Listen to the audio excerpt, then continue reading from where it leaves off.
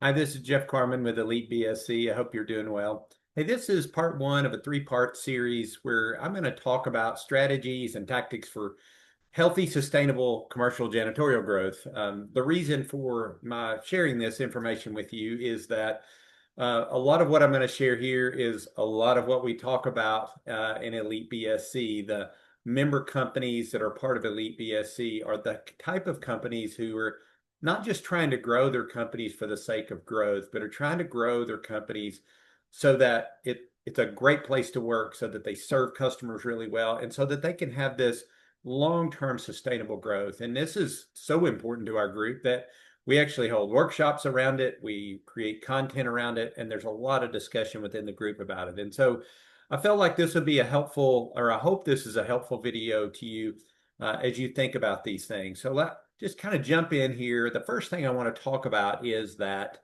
this type of growth is more marathon than it is sprint. So, adding customers and adding new business is really exciting. But it's also important to maintain the relationships you have with your existing customers and grow those customers as well. And so, in order to do that, you have to have a strategy in place and have a plan in place so that you can grow your business, but you can grow it in such a way that you can continue to serve your customers really well. And what you see on the screen is France Building Services growth from 2006 through 2024. And what you'll notice is over time, there's just a steady, deliberate growth that carried on through those years. And so part of that is one, we're growing business, we're adding new customers, but we're also not losing many customers over the years. And so I highlighted 2015 because that's when I joined France.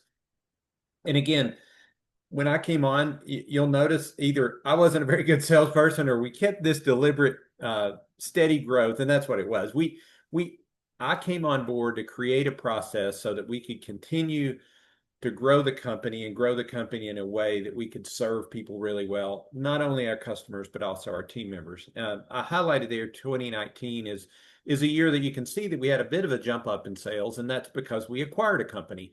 And so again, this picture, I just put this picture on here to say that what we've experienced over the 40 years that we've been in business is really just this sustained, deliberate growth. And I think that's steady and I think that's healthy. So as we start laying the foundation for our business growth strategy, not just, hey, let's try to get as many customers as we want, but this business growth strategy that says, let's build something that 5, 10, 15 years down the road is solid. And so when we think about building an ideal customer profile, we really need to dig into this. And I think a lot of people kind of brush over this and they kind of have an idea of what their ideal customer profile is.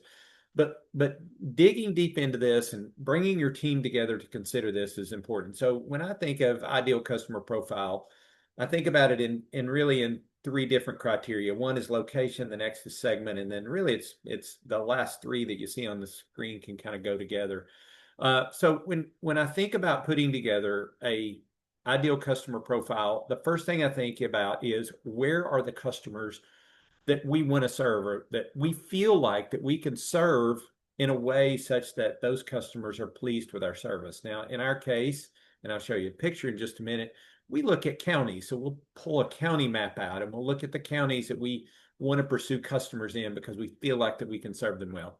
If you work in a big metro area, if your company serves a big metro area, you may have to drill down and look at particular areas of the city or maybe zip codes, those kinds of things. And so that's location. The next is what kind of business is this? What kind of segment or vertical are we talking about? And this has changed over time for us at France, but what you see highlighted in red are the segments that we have decided that we feel like that we have the expertise to serve these customers really well. And these are the types of customers that we feel like that we can grow into the future with. And so I'll highlight one that we didn't feel like that we could grow very well in the future, and that's governmental. Governmental customers or prospective customers, to us, we just found that they were very, very price sensitive, and that was just not the type of customer that we wanted to pursue. Now, I will tell you that if a governmental customer comes to us and asks us to serve their facility, certainly we'll have a look at it, but it's not the focus of our growth. And that's what an ideal customer profile is. Next two or three things here. Building users. We look at the number of building users. So for instance, in a manufacturing facility, it's employees. In a K through 12 school, it's the students. You kind of get the picture. So we're trying to find and we're looking for companies and organizations that have a certain number of employees or students or building users in them. Lastly, we'll look at facility size. Now, if I have one of these two numbers to look at, I'm always going to go back to building users because I have a little phrase, people make messes. And the more people there are, the more messes there are, the more cleaning is required. You can have a really large building and just a few people in the building. Warehousing and distribution centers tend to be that way. Big, gigantic building might only have 20 people in it. Not going to really require a whole lot of cleaning. And so, but still, facility size is something to look at as well. And then lastly, we want to think about what is our minimum monthly recurring revenue amount. Or another way to say it, we want to find customers or prospective customers that have a budget of at least, in this example, $6,000 a month. Now, right now at France Building Services, our monthly minimum, or we're looking for customers who have a monthly cleaning budget of at least $8,000 a month or more. There's a lot of reasons why we do that, but that number is important to us. Now, does it mean that we won't serve somebody that's $7,000? No, but what we're going to do when we think about customers that we want to grow by, we're trying to find people that have a little bit bigger budget. And let me back up for a minute and say this. This number has changed over time. Just like some of our segments have moved and we've added more counties, we've taken away some counties. When I came to France, our monthly minimum was $1,500. And as we have each year, when we would sit down and we would talk about our strategy and what we were trying to accomplish, we've just continued to move that number up. And so again, there's a lot of reasons behind that. We could do that on another video, but all of these things potentially can change over time. Now, here's a little helpful tool. We created this in an Excel spreadsheet, and I've just copied it here on this screen or on this slide, and I can send this to you. But here's what this is, and I'll talk about this more in the next video, where I'll talk about how to find prospects and get them in your database. And so, for instance, if we're looking for a manufacturing facility and we're doing our prospecting, we're going to look for a manufacturing facility with square feet of 120,000 square feet or more, or we're going to look at manufacturing facilities that have at least 400 employees. If those two things come together, generally speaking, based on our experience in our market, that's going to yield a prospect that's going to have a monthly janitorial budget of $8,000 a month or more. Okay, so that's developing your ideal customer profile. And then lastly here, I will say this. Again, every year we do a planning session with our leadership team this is where we start. We start with revenue. We talk about what is our revenue? What are our revenue growth goals? Where are the customers we want to serve? What kind of customers do we want to serve? And what you see in this picture, now we serve in 3 states, but we take this county map and we highlight all the counties in which we want to serve customers. We talk about ones that we don't want to serve, and then you'll see highlighted in red there, or light red, that is counties that we would be open to serving clients. And so we're doing some prospecting there, but we're only calling on or prospecting with customers that are large enough to have a on-site account manager there, because we feel like if we found a small customer, say for instance, you'll see there Jefferson County, which is Louisville, if we found a customer that say $8,000 a month, we're going to have an account manager go over and check in on that customer.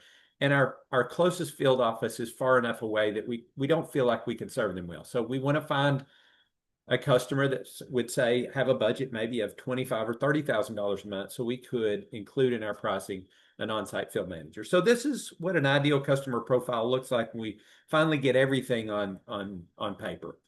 Let's talk for a minute about business growth process. I think I mentioned earlier that growing this way doesn't happen by chance. You have to build a nice growth process. And so what I've laid out here is what we've used in France, and it's 6 steps. And the first one is finding prospects. It seems basic, but creating a list of prospects that meet your ideal customer profile is so important. And also getting those prospects and contacts into a database is really important as well. So we'll talk about that in the next video. Step two, or in the process, is connect. So this covers all the tactics and steps that we do to make initial outreach to prospective customers. And so this is typically through a series of emails and telephone calls that are in a certain sequence, so that what we can do, and the whole purpose of this is to determine the company or organization's purchase readiness, or where they are in their buyer's journey. The third step in this process is to nurture those folks. So once we found out where they are in their buyer's journey, we want to stay in front of them, kind of top of mind. And so that's what I'll talk about. Steps 2 and steps 3 is what I'll talk about in the third part of this, the third video in the series. Now, steps 4, 5, and 6, I won't cover in any of these videos, but this is really where, if you will, the salesmanship comes along. And so engage is when a prospective customer reaches out and says, hey, yes, come to my building, walk through my facility, develop a proposal for me, and get that to me. And so in this phase, there's a lot of little bitty processes that include how to do a facility walkthrough, or what our process for doing a facility walkthrough. How do we price things? How do we put the proposal together? And how do we present that to our prospective customers? So that's all wrapped up in engage. Step 5 is follow up. So as you know, if you've done this before, and especially if you're doing it with larger customers, sometimes the step between giving the proposal or presenting the proposal to the customer and then making a decision can be a lengthy process. I mean, it can be as short as a couple of weeks, but when you're dealing with larger customers, it's typically 2 to 3, maybe even 4 months before they can get everybody together to make a decision. So there's some tactics that we do in that step 5. And then step 6 really is the handoff. It's the baton pass from business development or sales over into operations. And again, each one of these major growth processes has some smaller tactical processes in there. So I mentioned buyer's journey.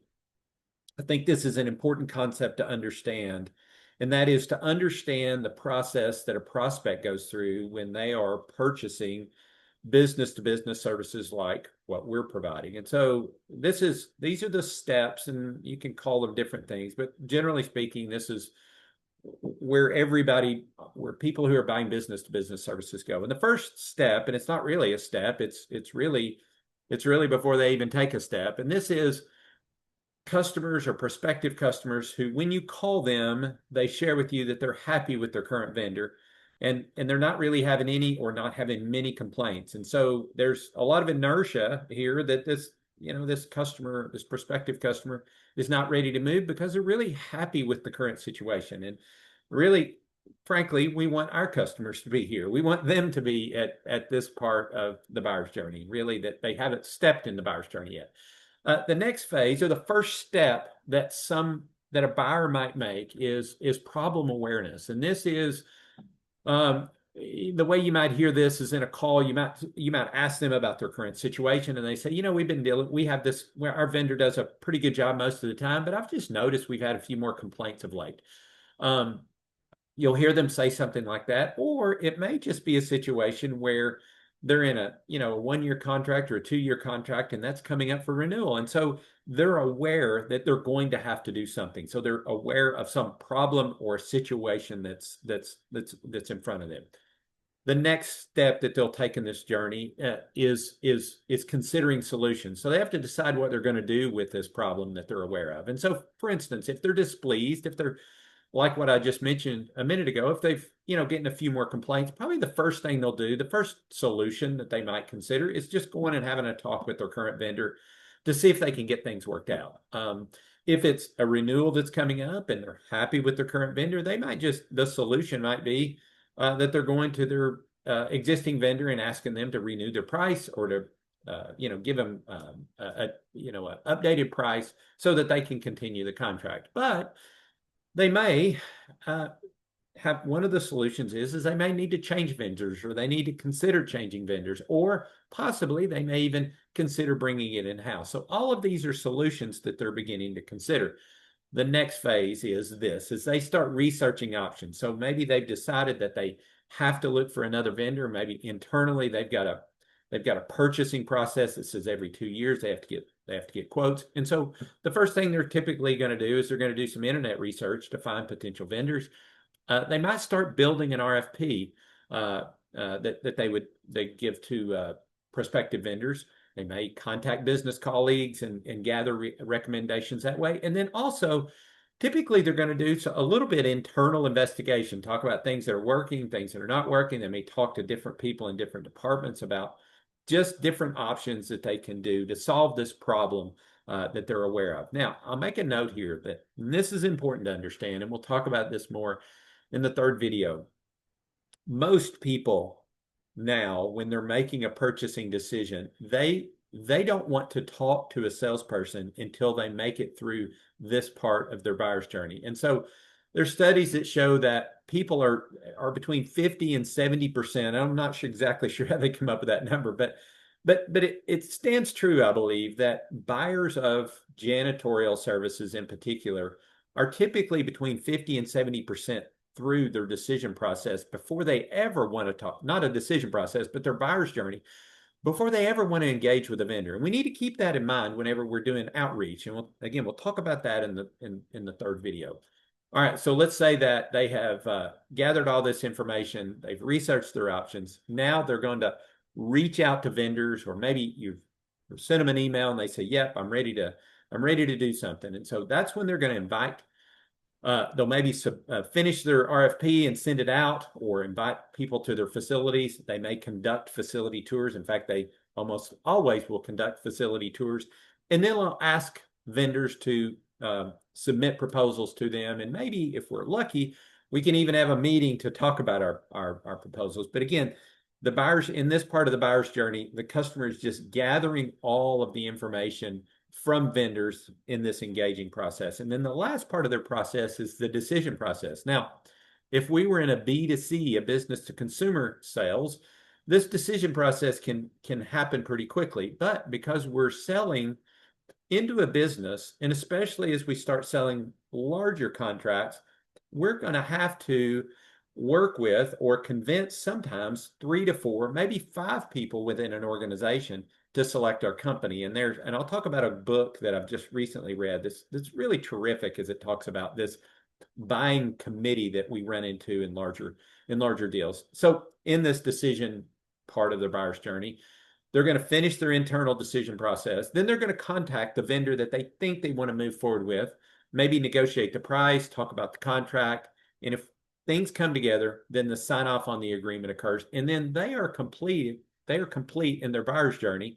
And then they move back to the unaware or please status. But all of these steps in the buyer's journey are important. And it's important for us to understand how we can serve the prospective customer all the way through that. And again, we'll talk about that in the third video. And here's the 2 books that I mentioned. It's The Challenger Sale and The Challenger Customer. It's written by the same authors. The Challenger Sale came out, I think, in 2011. The Challenger Customer was a follow-up book that came out in 2015. I just recently read this. Excellent books for business-to-business sales. I would encourage you to check these out. It kind of dives deeper into how we as business-to-business sellers kind of have to break the frame of traditional sales and help the customer understand the problems that they have on a deeper level. And so again, I'm hopeful that this has been helpful. Our next video that I'll share is prospect research and data organization, where I'll talk about how to find those prospects and how to organize your data in a sales CRM so that you can marry your sales funnel or your sales pipeline with that buyer's journey. I always say, as I sign off on these, if you need anything from me, there's my telephone number. Feel free to reach out to me, call me or text me or send me an email. I'd love to talk with you about joining our Elite BSC group so you can become a part of our group and we can all learn together. But I hope this information is helpful. And again, if you need me for anything, just reach out. I'm always glad to help. Thanks a lot. Hope you have a great day.